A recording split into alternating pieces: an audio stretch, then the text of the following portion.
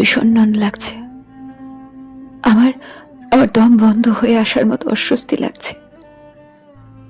এই কথাগুলো কাউকে বলবো এমন একান্ত কোনো মানুষ আমার নেই।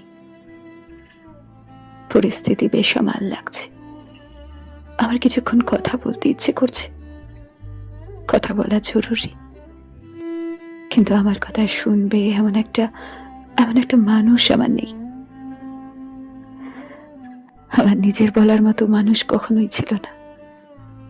আমি যখনই যাকে নিজের ভেবেছি, সে অক্ষরে অক্ষরে বুঝিয়ে দিয়েছে আমি তার সবচেয়ে বেশি পর।